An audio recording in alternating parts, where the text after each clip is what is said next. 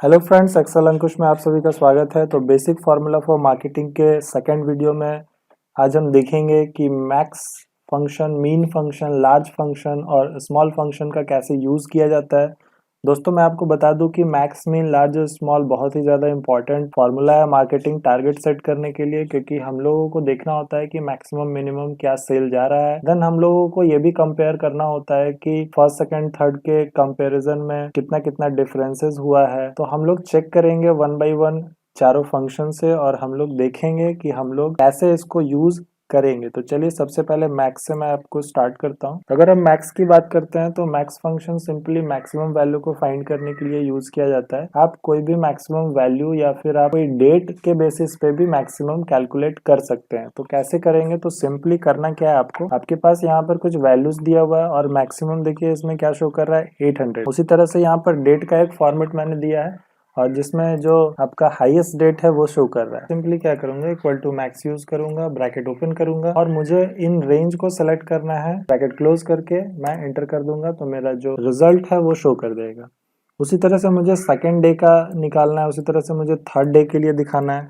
तो मैं सिंपली क्या करूंगा, इक्वल टू मैक्स यूज करूंगा, ब्रैकेट ओपन करूंगा और मुझे इस रेंज को सिलेक्ट करना है। सेलेक्ट करने के बाद मुझे ब्रैकेट क्लोज करना है, देन मैं एंटर कर दूंगा तो आपका रिजल्ट आ जाएगा। देन सिमिलरली मुझे इस रेंज के लिए निकालना है तो मैक्स दूंगा, मैं इसको मैं सिलेक्ट करूंगा और मैं ब्रैकेट क्लोज करके एंटर कर दूंगा तो मेरा रिजल्ट आ जाएगा। तो इससे आपको पता चल गया कि इस रेंज में डे 1 में आपका मैक्सिमम सेल कितना हुआ है, डे 2 में मैक्सिमम सेल कितना हुआ है, देन डे 3 में मैक्सिमम सेल कितना हुआ, और फिर इसके बेसिस पे आप इवेलुएट कर सकते हैं कि सेल्स इंक्रीज हो रहा है या डिक्रीज हो रहा है ग्राफ के थ्रू, जो कि आगे हम पढ़ेंगे। तो इस तरह से आप मैक्सिमम वैल्यू निकाल सकते हैं। उसी तरह से अगर मैं मिनिमम वैल्यू की बात करूं तो मिनिमम वैल्यू मीन्स कि अगर आपका रेंज में सबसे कम वैल्यू है, यानी कि आपको देखना है कि डे 1 में सबसे कम सेल कितना हुआ है, डे 2 में सबसे कम सेल कितना हुआ है, डे 3 में, तो उसी तरह से मैं यहाँ पर लिखूंगा इक्वल टू मीन।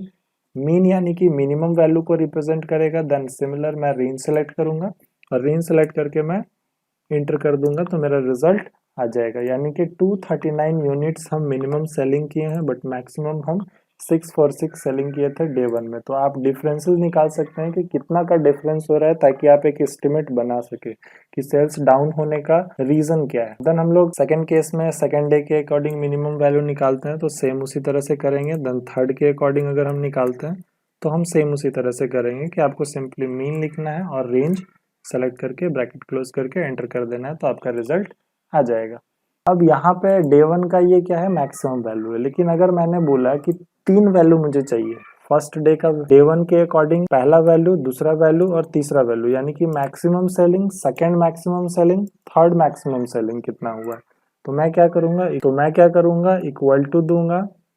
अब मैक्स नहीं लिखूंगा, मैं क्या लिखूंगा, लार्ज। तो लार्ज लिख लिया। लार्ज में सबसे पहले आपको रेंज देना है, देन कॉमा दे के मैं लिखूंगा 1, ब्रैकेट क्लोज किया और एंटर कर दिया। तो इसमें क्या हुआ, 646 रिजल्ट आपका शो कर गया, यानी कि ये पहला मैक्सिमम वैल्यू शो कर रहा है। देन सेकंड देखना है, मैं सिमिलरली लार्ज यूज करूंगा, ब्रैकेट ओपन करूंगा, मुझे इस रेंज को सिलेक्ट करना है, मैं रेंज को सिलेक्ट करूंगा, देन मैं कॉमा देके 2 लिखूंगा, यानी कि ये सेकंड हाईएस्ट वैल्यू को शो करेगा इसी रेंज में डे 1 के अकॉर्डिंग। तो देखिए पहला जो आपका हाईएस्ट वैल्यू है वो है 646 और दूसरा जो हाईएस्ट वैल्यू है वो है 624, और हम इसी डे के थर्ड हाईएस्ट वैल्यू को निकालते हैं लार्ज से। तो लार्ज हमने दिया। देखिए हम रेंज बार बार दे रहे हैं, बस हम स्पेसिफाई कर रहे हैं कि हमको पहला हाईएस्ट चाहिए, दूसरा हाईएस्ट चाहिए, तीसरा हाईएस्ट चाहिए, चौथा हाईएस्ट चाहिए। तो यहाँ पे आपको केथ वैल्यू देना है, nth वैल्यू देना है और ब्रैकेट क्लोज करके एंटर कर देना है, तो उस टर्म का हाईएस्ट वैल्यू वो बता देगा। देन हम लोग उसी तरह से स्मॉल की अगर हम बात करें तो मैं स्मॉल यहाँ पर कैलकुलेट करता हूँ। तो स्मॉल क्या करेगा, लोवेस्ट वैल्यू को कैलकुलेट करेगा कि फर्स्ट लोवेस्ट वैल्यू क्या है, देन सेकंड लोवेस्ट वैल्यू क्या है, देन थर्ड लोवेस्ट वैल्यू क्या है।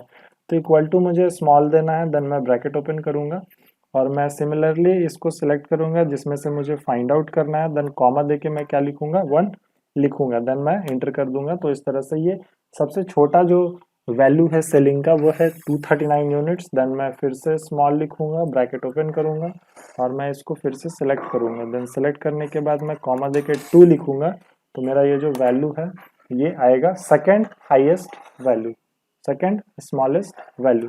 देन मैं स्मॉल लिखूंगा, स्मॉल देके मैं फिर से इस रेंज को सिलेक्ट करूंगा।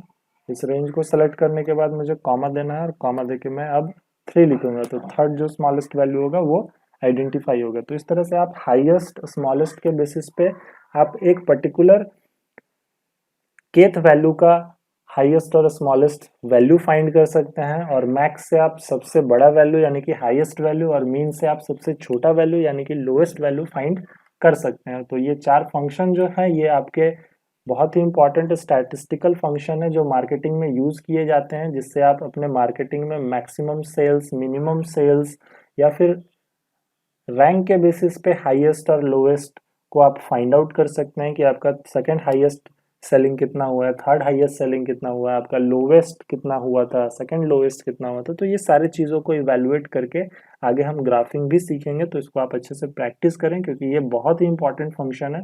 और इससे रिलेटेड अगर आपको कोई भी डाउट होता है तो आप मुझसे ज़रूर पूछें ताकि मैं उसको सॉल्व करूँ। So thank you very much, happy learning.